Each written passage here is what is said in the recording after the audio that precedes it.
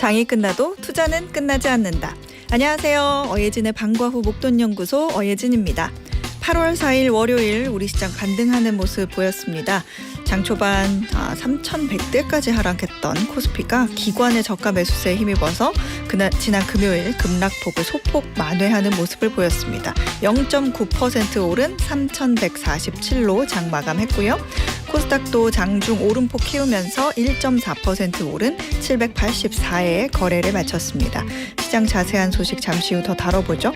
원달러 환율은 등락 움직임이 크네요. 지난 금요일 1,407원까지 뛰었는데 주말 사이 미국에서 금리 인하 기대감 커지면서 전거래일 대비 16원 내린 1,385원에 마무리를 했습니다. 지금 이곳 목동의 기온은 33.6도. 어제 남부지방에 비가 굉장히 많이 왔다고 하던데 우리 청취자분들 다들 괜찮으신지 모르겠습니다. 어예진의 방과 후 목돈연구소 시작합니다. 핑클의 나우 들으시면서 어예진의 방과 후 목돈연구소 문을 활짝 열었습니다.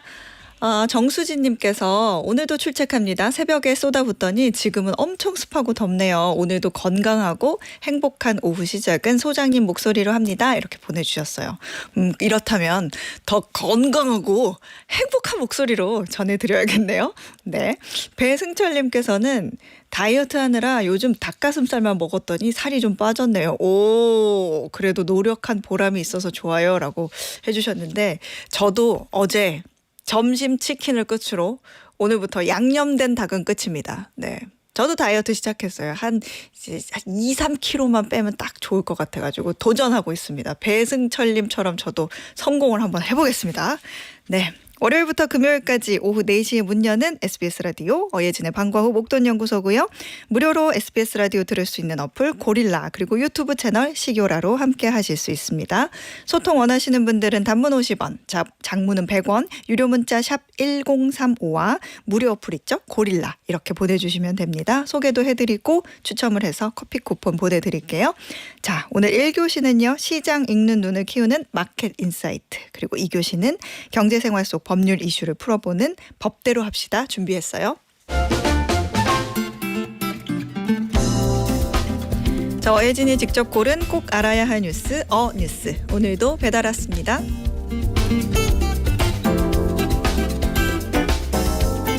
건설 현장에서 청년들이 사라지고 있습니다. 요즘은 40대가 건설 현장 막내라는 얘기까지 나오는데요. 청년들이 건설 현장을 외면하는 이유는 분명합니다. 위험한 작업 환경과 불안정한 고용, 긴 근무 시간 때문입니다. 그 빈자리는 40, 50대 내국인 그리고 외국인 근로자들이 채우면서 이제 건설 현장은 50대 이상의 고령 인력으로만 버티는 상황이 됐습니다.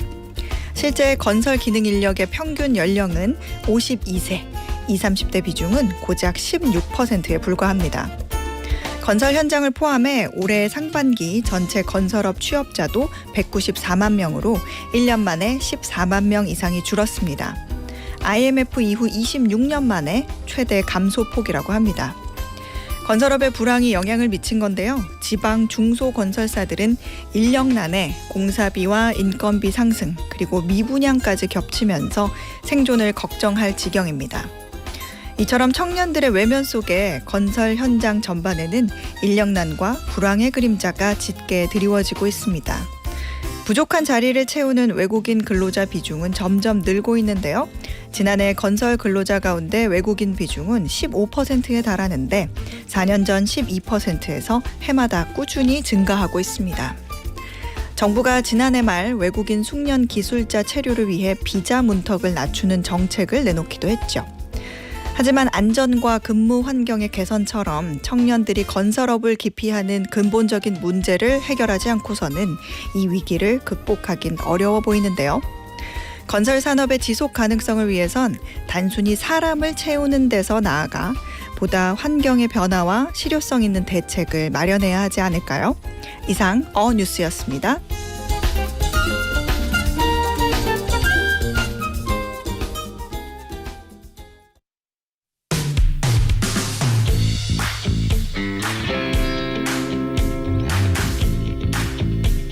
시장 읽는 눈을 키우는 마켓 인사이트. 오늘은 NH투자증권 리서치본부 김영환 수석연구원과 함께합니다. 어서 오세요. 네, 안녕하세요. 예, 오늘 국내장 걱정 많이 했는데 그래도 조금 만회하는 모습 보였거든요. 어떻게 마감했는지 정리 다시 해볼까요? 네, 아까 말씀하셨지만 네. 코스피 지수 0.91% 상승했고요. 코스닥 지수는 1.46% 상승했습니다. 매크로적으로는 사실 금요일 날 고용 지표가 썩 좋지 않았기 때문에 네. 아시아 증시가 전반적으로는 좀 하방 압력을 받았는데요. 한국은 금요일에 워낙 많이 떨어졌었기 때문에 조금 반등하는 모습. 아무래도 매크로까지 감안했을 때 그게 아니었다면 조금 더 올라갈 수 있었을 텐데 뭐 한 1% 내외 정도 이 정도 올라갔던 것 같고요. 약간 뚜렷한 뭐 반등의 신호가 있었다기보다는 딱 폭과대 관점에서 기관이랑 외국인이 좀 저가 매수에 나선 것 같아요. 그 부분이 주요했다라고 보고요. 그리고 정부가 이제 세제 개편안에 대해서 약간 명확하게 얘기를 한 건 아니지만은 약간은 다시 조금 더 구체적인 논의들을 하는 것 같은 그런 뉴스들이 좀 나오고 있습니다. 그러면서 사람들이 일단 좀 너무 빠진 것 같으니 사두고 그러고 나서 추이를 좀 지켜보자 이렇게 해석들을 한 것 같아요. 외국인이 한 800억대, 기관이 1,300억대 정도 샀고요. 네. 그리고 기타 법인도 800억대 샀으니까 기관들은 개인 빼고 나머지 기관들은 전반적으로는 조금 저가 매수에 나섰다 이렇게 해석할 수 있겠습니다.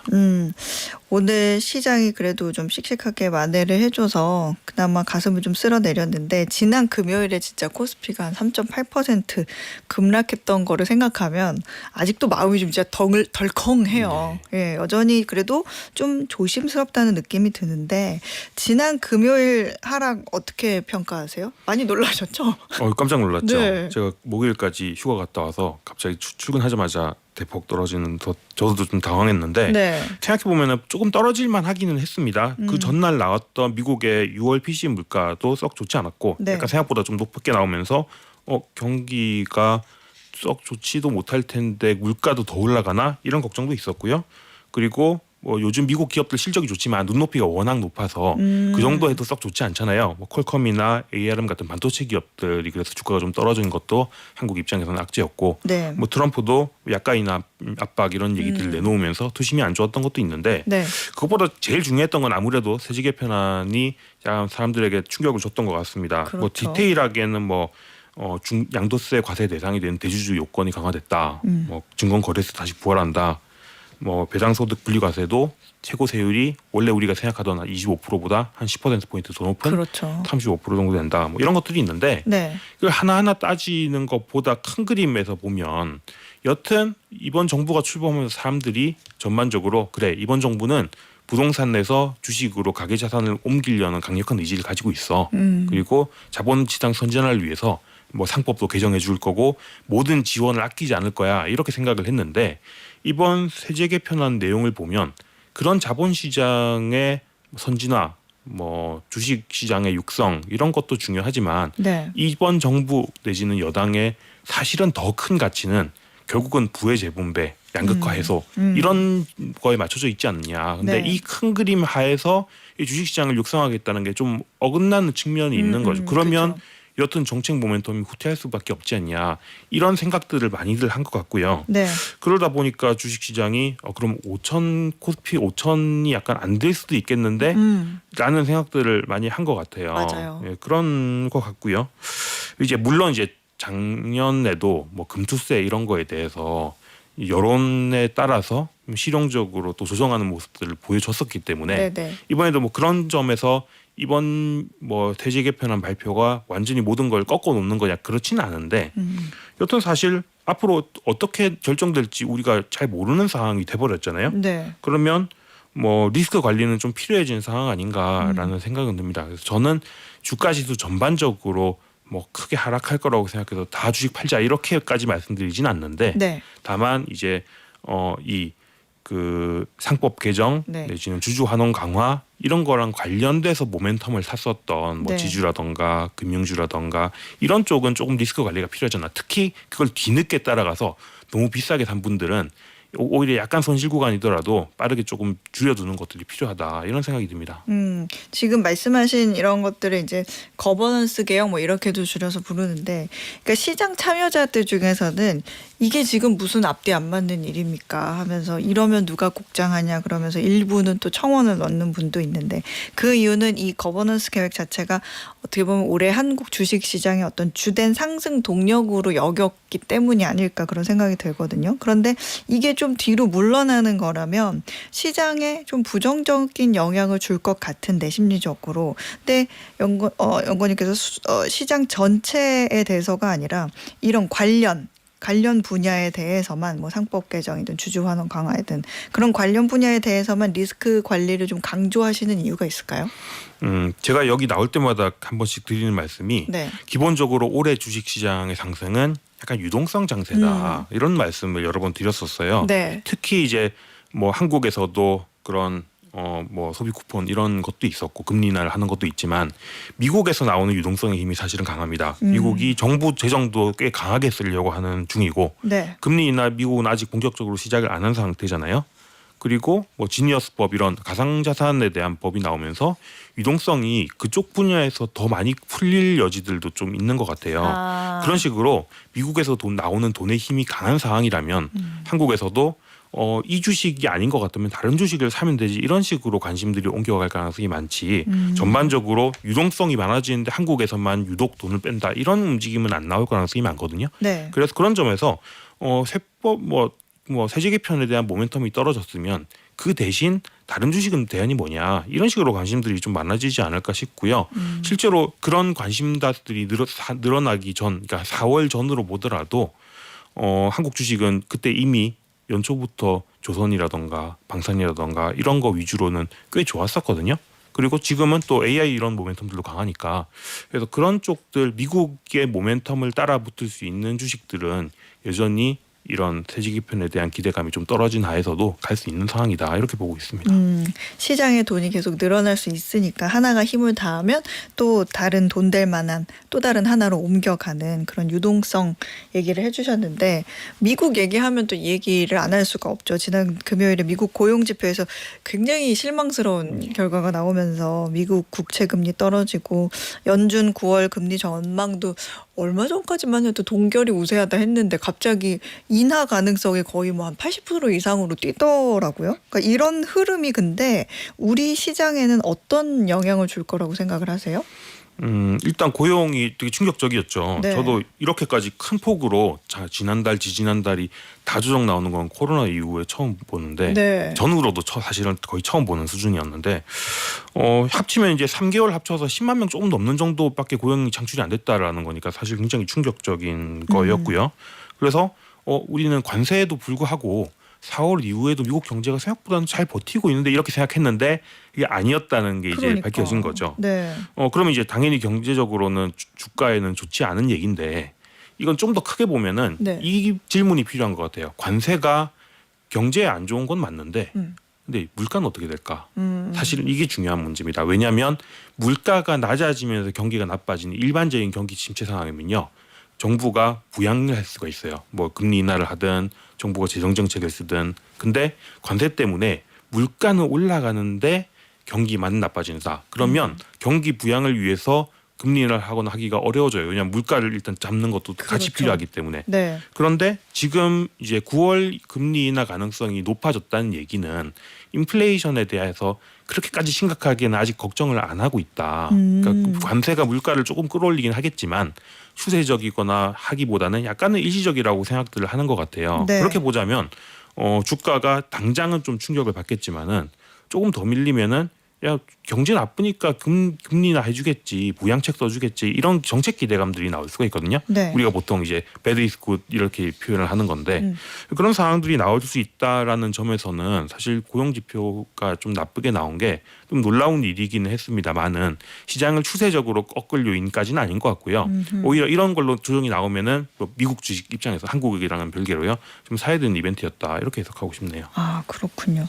이거 관세 협상 얘기도 좀 좀 해봐야 될 것 같은데 이거 참 사실은 지겹게 한 얘기기는 하지만 이제 한미 무역 협상이 좀 타결이 됐고 8월 1일도 지났으니까 관세 이슈가 우리 주식 시장에 좀 미치는 영향의 어떤 그 힘이 좀 약해졌다고 봐야 될까요? 아니면 세부 내용은 그래도 아직이니까 여전히 어떤 관세 이슈로 인해서 시장이 영향을 받을 부분이 여전히 남아 있다 이렇게 봐야 돼요? 일단은 일단락이 됐는데요. 네. 지금까지는 관세율이 얼마가 될까, 품목별로 어떻게 될까, 그 자체가 불확실성이었잖아요. 네. 그 부분은 일단은 거의 마무리가 된 것 같고요. 여기서 물론 이제 세부 디테일들이 남아 있긴 합니다. 한국은 뭐 농축산물 개방하는 거 없다라고 하는데 미국에서는 그거 다 개방하기로 했더라던가. 뭐 그리고 한국이 미국에 투자하는 것에 대해서도 미국에서는 그거 다 90%는 미국이 가져갈 거다. 한국에서는 재투자의 개념일 뿐이지 그 아예 넘겨주는 거 아니다. 네. 말들이 다르긴 한데 그거 가지고 다시 막 관세율을 올리거나 싸울 것 같지는 않고요. 그 부분 불확실성은 제거됐는데 여전히 남아있는 불확실성이 있습니다. 뭐냐면 관세를 누가 낼 거냐라는 부분이죠. 관세는 사실 명목상으로는 당연히 한국에 미국으로 수출하는 업체들이 되는 거지만 네. 실제로는 세 주체가 나눠 내게 돼 있어요. 하나는 일단 명목상으로는 한국 업체가 내지만 사실상은 실질 부담은 나머지 미국에서 그걸 유통하는 업체가 또 부담을 하게 돼 있고요. 받는 사람이 이렇게 내는 거죠. 관세가. 왜냐하면 한국에서 관세가를 내지만 네. 제품 가격도 같이 올리게 되니까요. 그러면 그 오른 만큼은 미국으로 전가가 되는 거죠. 네. 근데 그걸 미국의 그 유통 기업들이 내게 될 수도 있고, 아니면 유통 기업들도 가격을 인상해 가지고 그걸 소비자가 내게 될 수도 있고요. 그러니까 한국의 수출 기업, 미국의 기업, 그리고 미국 소비자 이 셋이 그 관세를 쪼개서 내게 돼 있는데 누가 많이 낼 거냐? 이건 아직은 추정은 하지만 정확하지 않은 거죠. 만약에 한국 이 기업이 거의 다 이걸 부담하게 된다 이러면 한국 기업은 매출은 큰 영향이 없는데 왜냐하면 네. 같은 가격으로 여전히 미국은 소비를 할 거니까요. 근데 한국은 이익이 엄청나게 깨지겠죠. 반면에 미국 소비자가 대부분 이걸 부담하게 된다고 하면은 네. 이익률 자체는 문제가 아닌데 제품 가격이 올라가니까 미국 소비자들이 그만큼 예전만큼 못 사줄 거란 말이에요. 그렇죠. 그럼 매출이 줄어들게 될 거예요. 그리고 또 물가 측면에서도 보면은 미국 소비자가 그걸 부담해야 되면은 소비자 물가가 올라가게 될 겁니다. 반면에 한국이나 미국의 기업들이 감내를 하면은 네. 물가 상승률은 별로 안 나올 가능성이 많아요. 그래서 물가나 매출, 이익 이런 측면에서 어디에 반영될지 아직은 사실 다 모르는 상황이거든요. 그거를 점점 확인하는 과정들이 향후 몇 달에 걸쳐서 지나갈 거고, 그럼 3분기 실적을 보면은 매출 얼마나 줄었고 이익 얼마나 줄었고 그런 거 보면은 몇 대 매수로 나눠 가졌네 이런 것들이 알게 될 텐데 네. 아직은 모르기 때문에 그 부분에 대한 불확실성이 지금은 남아 있는 상황이다. 그래서 좀 시간이 필요한 그러니까 관세 자체에 대한 불확실성은 없어졌지만 여전히 우리가 확인해야 될 것들은 좀 남아 있는 상황이다. 이렇게 해석해야 될 것 같습니다. 지금 보니까 뉴스 오는 길에 보니까 또 트럼프 대통령이 이 무역 흑자가 또 엄청 많이 또 모아져가지고 이거를 중산층 이하의 어려운 사람들을 위해서 배당금처럼 나눌 계획도 갖고 있다. 뭐 이런 얘기도 하더라고요. 그래서 사실은 한국 입장에서는 네. 그게 제일 베스트 케이스죠. 미국 소비자들이 대부분의 그 부담을 지고 가는데 그러면 당연히 물가가 올라오고 미국 소비 여력은 줄어들고 경기 나빠지고 한국은 매출이 줄 거 아니에요. 네. 하지만 그걸 미국 정부가 다시 관세를 소비자들한테 환급해주는 뭐 소비 쿠폰 이런 형태로 네. 주게 되면은 실제로 물가는 올라가긴 했지만은 미국 소비자들은 구매력이 또 늘어났으니까 또 쓸 거고 한국도 매출 방어가 되겠죠. 그러면 사실은 이제 오른손에 있는 걸 왼손으로 옮기는 형태, 약간 이상한 형태가 되긴 하지만 네. 여튼 한국 기업 입장에서는 걱정했던 것보다 사실 괜찮네 상황이 될 수 있죠. 그게 사실은 뭐 베스트 케이스일 것 같습니다만은 아직까지는 그 중에 어떤 형태가 진행될지는 모르니까 조금은 확인하는 뉴스를. 것들이 계속 필요할 수밖에 없다. 이런 게 그렇군요. 되겠죠. 마지막으로 우리가 앞에서 나눈 이야기들, 변수들 이런 거 다 감안해서 투자 전략 한 번 더 정리해 본다면요? 일단 시장은 조금 천천히 갈 것 같다는 생각은 들어요. 지금까지는 네. 이제 뭐 사실 그런 세제 개편이라던가 상법 개정이라던가 미국으로 뭐 수출이 늘어난다 이런 것들은 한번 방향을 잡으면은 쭉 길게 가는 요소들이었는데 네. 지금부터는 매출이 어떻게 될지, 이익이 어떻게 될지, 물가가 어떻게 될지 사실은 계속 숫자를 확인하면서 가야 되는 상황이 됐기 때문에 네. 시장이 쭉 한 방향으로 내달린다기보다는 한 달 숫자 확인해가면서 분기 실적 확인해가면서 움직일 가능성이 많아서 좀 천천히 올라가는 방향일 거다 이런 생각이 들고요. 네. 그리고 아무래도 유동성도 미국에서 나오고 있고 관세의 결과도 사실은 미국한테 유리한 결과들이잖아요. 일단 네. 인정해야 될 거는. 네. 그러면 미국 주식 시장과 같이 갈 수 있는 주식 위주로 보는 게 맞는 것 같다. 그래서 뭐 미국에서 어마어마하게 요즘 AI 투자가 나오고 있으니까 네. 그 분야들, 그리고 사실 관세 협상의 한국에서의 최대 수혜는 조선이겠죠. 네. 마스가 이런 얘기를 맞아요. 하면서 그런 분야들, 그리고 또 하나는 미국에서 그래서 경기가 나빠지는 걸 방어하기 위해 금리를 낮춰준다고 한다면 그거에 수혜가 될 수 있는데 주가는 제일 안 오른 게 바이오주지요. 그래서 뭐 반도체, 바이오, 그리고 뭐 원전이나 전력기기, 조선 이런 주식들을 전반적으로 좀 담아가는 과정들이 하반기에는 필요하겠다 이렇게 보고 있습니다. 그렇군요. 네, 오늘 한번 시장 정리해봤고요. 지금까지 NH투자증권 리서치본부 김영환 수석연구원이었습니다. 고맙습니다. 감사합니다. 네, 저희는 지수의 꽃 듣고 1교시 마무리할게요. 매주 월요일부터 금요일 오후 4시부터 5시까지 경제에 관한 모든 것을 충전하는 시간 SBS 라디오 어예진의 방과후 목돈연구소와 함께하고 계십니다. 임미선님께서 휴가 끝나고 가는 길 너무 아쉽다오 이렇게 문자를 보내주셨거든요. 그러게요. 지난 주말부터 휴가 시작하신 분들도 많고 끝내고 일상으로 돌아온 분들도 또 계시죠. 근데 휴가가 또 쉬는 것도 있는데 이제 몸을 쉬는 것도 있는데 다시 일상에 돌아와서 좀 힘내서 살아갈 힘이 되는 그 기억을 만들고 오는 것도 있잖아요. 좋은 기억 계속 떠올리시면서 열심히 또 해서 내년엔 더 좋은 데 가보자 이런 생각으로 우리가 또 버틸 힘이 되잖아요. 그 좋은 기억 만들어 오신 거 계속 매일매일 떠올리면서 한번 버텨보자고요. 송민걸님께서는 이번에도 휴가 없이 일하는 저희 부부의 최고 휴가지는 24시간 에어컨 빵빵하고 달달한 빵 가득한 저희 부부 빵집이에요. 소장님도 초대해버려 이렇게 해주셨는데 초대해주세요 진짜.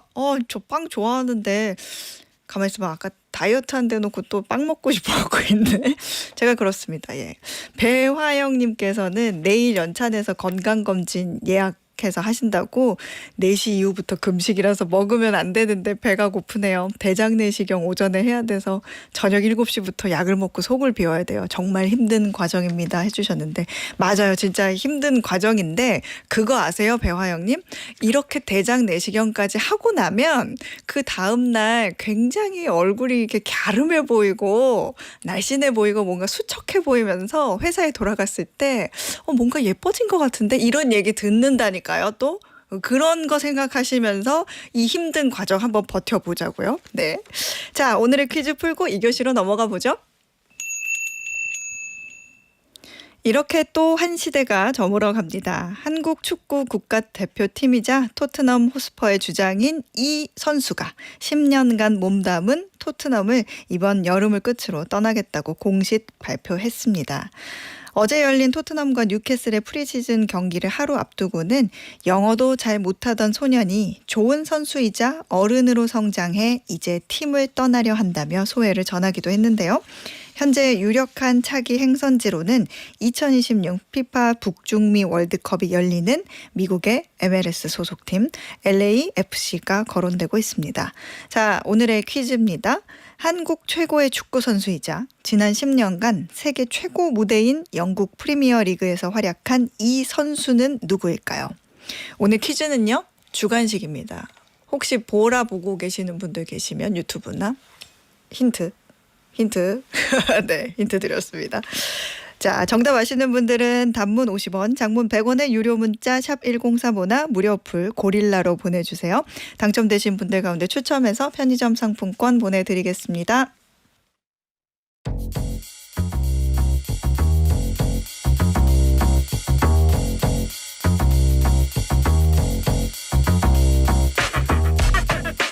생활에 꼭 필요한 법 이야기 법대로 합시다. 오늘도 법무법인 로인의 조세영 변호사가 알려드려요. 어서 오세요. 안녕하세요. 조세영 변호사입니다. 네, 변호사님 오늘 어떤 이야기 한번 나눠볼까요? 네, 오늘 반려동물 이야기 준비했는데요. 소장님 혹시 반려동물 키우고 계신가요? 네, 저희 집에 반려동물 한 마리가 있습니다. 11살 된 한 마리가 있죠.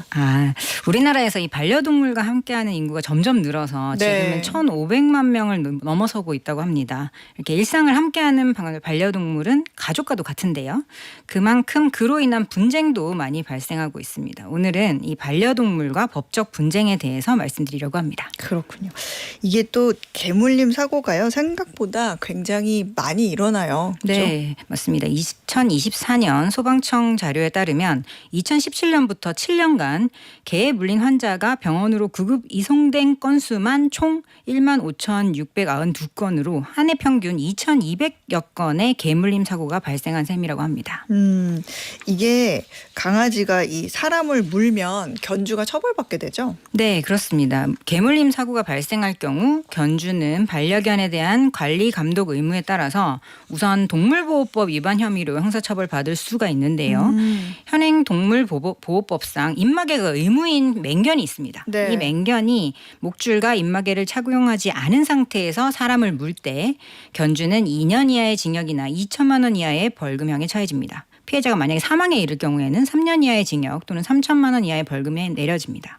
문제는 이게 입마개 대상인 맹견이 5종류만 딱 정해져 있고 네. 나머지는 여기에 해당이 안 된다는 거거든요. 그래서 뭐 도사견, 핏불테리어 이런 5종이 딱 정해져 있습니다. 네. 이를 제외한 반려견이 사람을 물 때는 피해 정도에 따라서 뭐 형법상 과실치상이나 과실치사 혐의가 적용이 되는데요. 네. 이게 동물보호법 혐의가 아니라 과실치상으로 넘어가면 이게 형량이 좀 많이 줄어들어요. 현행법상 과실치상은 500만 원 이하의 벌금과 구류 또는 과료, 그리고 과실치사에 이르면 2년 이하의 징역 또는 700만 원 이하의 벌금형 이렇게 규정이 되어 있습니다. 그래서 만약에 다친 경우에는 네. 과실치상 혐의로 기소가 되더라도 피해자와 합의를 통해서 아예 형사처벌을 면하게 되거나 아니면 500만 원 이하의 벌금 정도로 마무리되는 경우가 많습니다.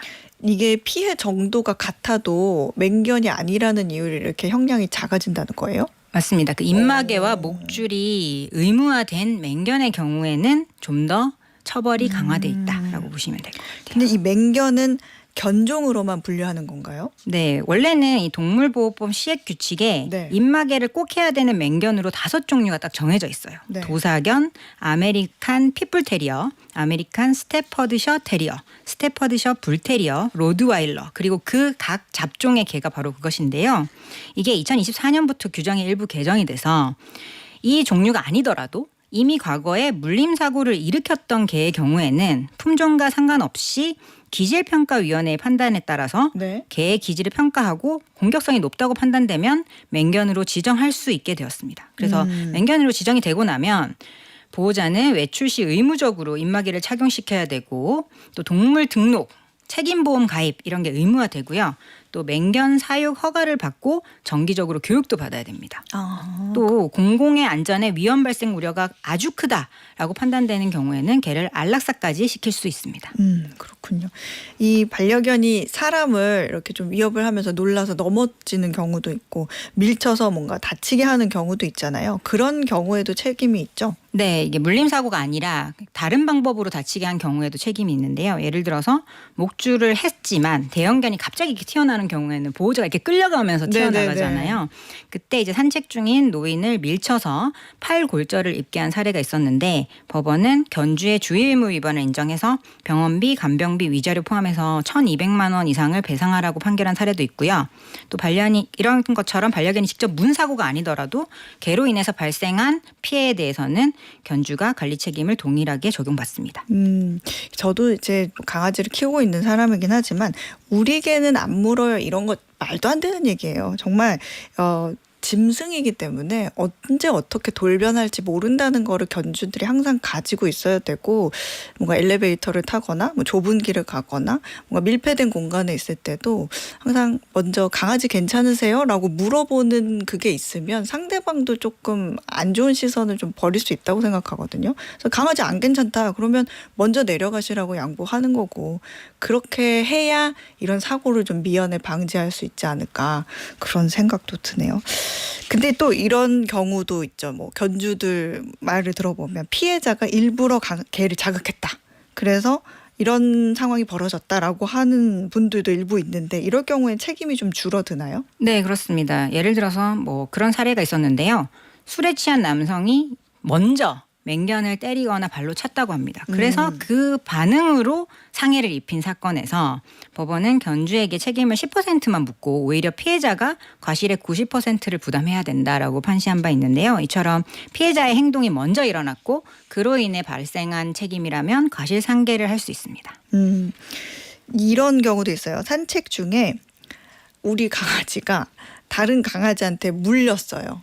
그럴 때는 어떻게 해요? 상대 견주한테 좀 책임을 물을 수 있나요? 네, 이게 사람이 물린 경우보다야 책임이 적겠지만 네. 가능은 합니다. 특히 목줄 없이 만약에 풀어놨는데 그 개가 우리 개를 공격했다면 그 견주는 관리소홀 책임을 피할 수가 없는데요. 네. 실제 사례에서 작은 말티즈가 대형견에게 물려서 결국 너무 많이 다쳐서 안락사 결정을 했고 법원은 진료비에다가 위자료까지 지급하도록 판결한 사례가 있습니다. 이게 너무 안타까운데 피해자 쪽에서는 사실 우리 가족이 죽은 거나 마찬가지니까 네. 가해자 쪽에서 형사처벌까지 받기를 원하시지만 이게 쉽지가 않아요. 왜냐하면 형법상 개는 물건입니다. 그래서 그렇다고 하더라고요. 네, 개가 다치거나 죽으면 이게 재물손괴죄가 적용이 되는데요. 네. 문제는 재물손괴죄에는 과실범 처벌 규정이 없습니다. 그러니까 고의가 있어야만 처벌이 가능한데 뭐 물어 이렇게 해서 일부러 물게 한 사례는 거의 없을 거잖아요. 그러니까 실수로 다치게 한 경우에는 형사처벌이 어렵다라고 보시면 되겠습니다. 이런 사고들은 보험으로 뭔가 보상받을 수 있는 것들이에요? 네, 이게 최근에 반려견 배상 책임 보험이 좀 상품이 다양해졌다고 하는데요. 가해 견주가 보험을 가입해 두면 치료비의 90%까지도 보상되는 사례도 있고요. 이게 맹견인 경우에는 조금 가입 자체가 어렵다고 하니까 각 보험사에 알아보시고 약관을 확인하신 다음에 가입하시는 게 좋겠습니다. 이런 경우도 한번 얘기해 보죠. 동물병원에서 또 의료사고가 발생하는 경우도 있고요. 뭐 반려동물 미용하는 곳에서 일어나는 문제에 대한 것도 있는데 그런 관련 소송도 있다고요? 네, 이게 반려동물을 키우다 보면 필수적으로 가게 되는 곳이 동물병원인데요. 뭐 예방접종도 맞아야 되고 아프면 질병 치료도 네. 해야 되니까 많은 처치를 받게 됩니다. 그런데 이제 동물병원에서 진단착오로 잘못된 치료가 이루어지는 경우도 있고 단순한 마취만 했는데 회복이 안 돼서 생명을 잃는 그런 예상치 못한 문제가 발생하는 경우도 있습니다. 또 애견 미용샵에서도 사고가 발생하는 경우가 있는데요. 네. 바리깡이 막 뜨거워져서 화상을 입는다든지 드라이기가 과열이 돼서 화상을 입는다든지 미용을 하는 도중에 다리 관절이 꺾여서 탈구되는 사고도 있고 심지어는 과도한 스트레스로 인해서 쇼크사하는 경우도 있다고 합니다. 이럴 때에는 병원과 미용샵을 상대로 손해배상 청구 소송을 제기하실 수가 있는데요. 증거가 꼭 필요합니다. 사진과 영상, 뭐 진료 기록 그리고 영수증 같은 당시에 벌어졌던 상황을 입증할 수 있는 증거들이 꼭 필요한데 만약에 병원에서 해당 증거를 제공하지 않는다면 민사소송을 일으켜서 증거 보전 신청이라는 절차를 밟는 방법도 있습니다. 그렇군요. 반려동물 의료 소송의 경우에는 위자료가 한 어느 정도로 책정이 되는 편이에요? 실제 사례가 있나요? 네, 사례를 들어보면 2020년에 있었던 일인데요. 네. 대전에서 동물병원 의료 과실로 인해서 반려견이 사망한 사건이 있었습니다. 그래서 견주가 손해배상 소송을 제기를 했고요. 이에 대해서 병원은 반려견은 물건이기 때문에 이 죽은 반려견 견종과 같은 개의 시중가 15만 원에서 40만 원 사이에 손해배상 금액이 정해져야 된다라고 주장을 했어요. 듣기만 해도 좀 황당하시죠? 하지만 법원은 이 주장을 다행히 받아들이지 않고 네. 이 개가 원고 부부가 6년 동안 함께 생활하면서 서로 육체적, 정신적 교감을 해온 생명체이다. 그래서 이게 시장에서 돈을 주고 구입해서 대체할 수 있는 물건이 아니다라고 판단을 했고 그런 병원 측의 주장이나 사고방식을 도저히 수긍하기 어렵다라고 이야기하면서 기존에 반려견이 사망하기 전에 치료하는 데 쓰인 기왕진료비 219만 원과 또 견주들의 정신적 위자료 200만 원까지 해서 419만 원을 전액 지급할 의무가 있다라고 판결을 했습니다. 이렇게 얘기한 사람이 그냥 일반 다른 사람도 아니고 병원, 동물병원에서 물건이기 때문에 이렇게 얘기를 했다고 하니까 굉장히 놀랍기도 하네요.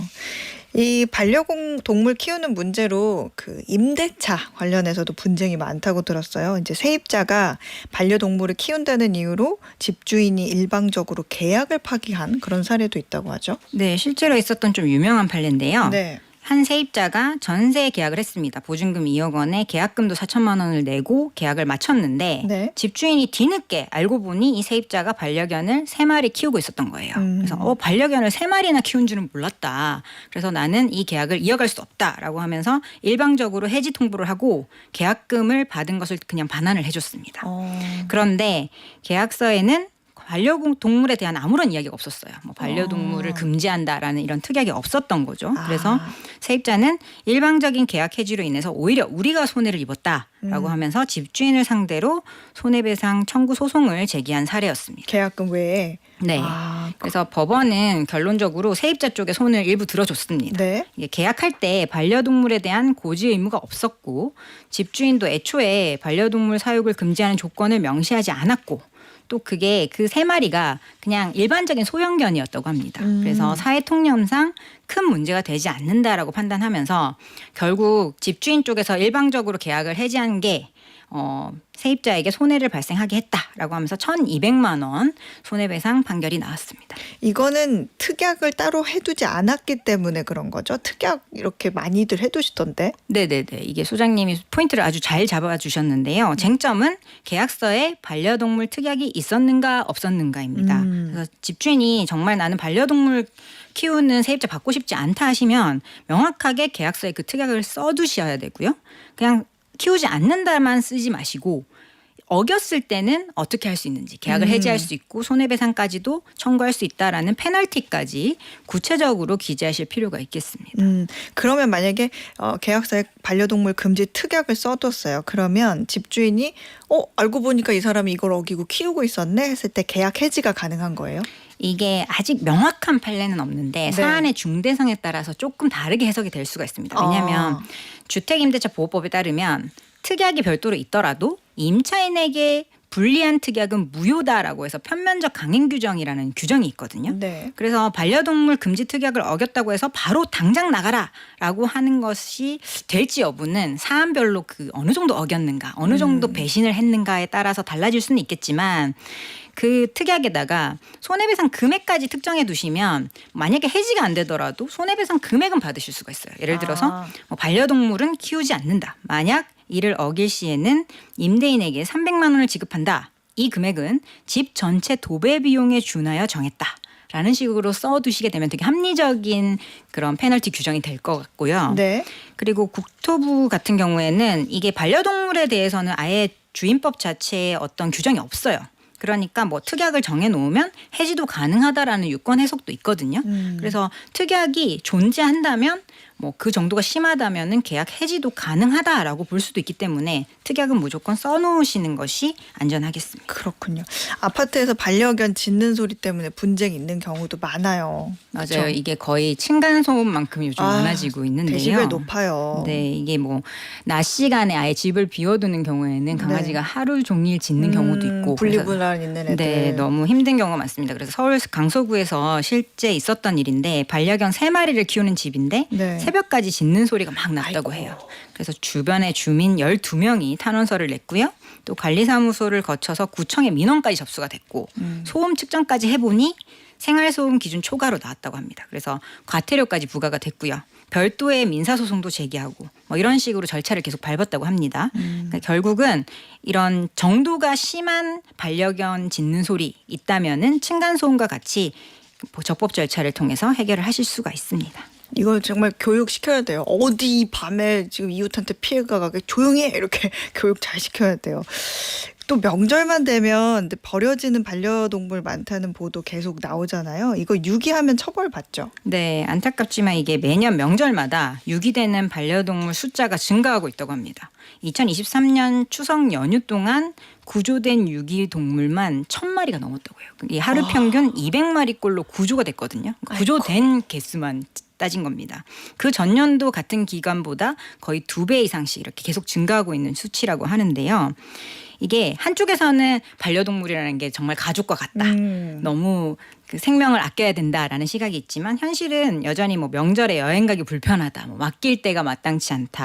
귀찮다라는 이유로 버려지는 경우도 많습니다. 너무 무책임하다. 네, 이런 행위는 명백한 범죄예요. 네. 2021년 2월부터 동물보호법이 개정이 됐고 동물을 유기하면 최대 300만 원 이하의 벌금형을 받을 수가 있고요. 이게 형사처벌입니다. 과태료가 아니기 때문에 뭐 벌금형 이렇게 기록에 남는 거예요. 그리고 이전에는 뭐 행정처분으로 끝났지만 이제는 벌금형 형사처벌로 강화가 됐으니까 절대 이런 행위 하시면 안 되겠습니다. 그렇군요.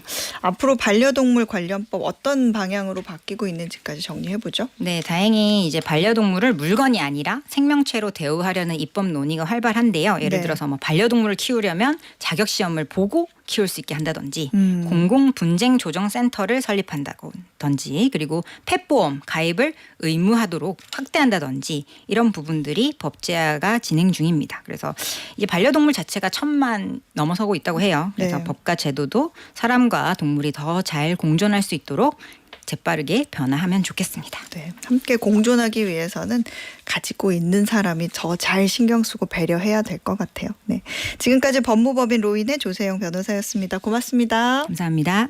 네, 퀴즈 정답 확인해 보겠습니다. 오늘 퀴즈는 한국 축구 국가대표팀과 토트넘 핫스퍼의 주장으로 어제 사실상 토트넘에서의 마지막 경기를 펼친 한국 최고의 축구 선수가 누군지 여쭤봤습니다. 정답은 손흥민 선수였습니다. 자, 오늘 편의점 상품권 받으실 두 분은요. 5227님. 어제 손흥민 선수 경기 보러 갔다 왔습니다. 직관하신 거예요? 정말 감동이었어요. 손흥민 선수 10년 동안 정말 수고했어요. 앞으로도 응원할게요. 화이팅! 이렇게 보내주셨고요. 직관 너무 부러운데요. 8218님, 손흥민 선수요. 새벽 시간 잠도 설치며 토트넘에서 멋진 활약 TV 관전했는데 앞으로도 더 많은 활약 기대하면서 응원할게요. 손흥민 화이팅! 이렇게 보내주셨습니다. 이 두 분께 보내드리도록 하겠습니다. 자, 어예진의 방과 후 목돈연구소 오늘 끝곡은요. 이 노래 들으시면 또 어깨가 들썩들썩 하실 것 같아요. 보니엠의 써니 띄워드리면서 저는 여기서 마무리하도록 하겠습니다. 자, 내일도 세상 돌아가는 소식, 투자의 기본기 알고 싶다면 아시죠? 오늘 오후 4시 어예진의 방과 후 목돈연구소로 놀러오세요.